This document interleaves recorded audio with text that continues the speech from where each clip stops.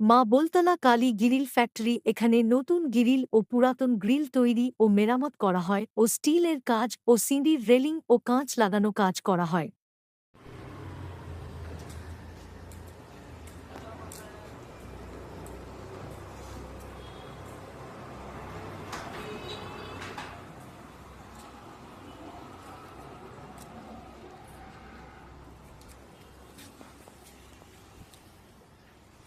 মুস্থুলি তিরি club ২০২৫ সালে সকলকে নাচাতে আসছে নিউ টাইগার তাসা।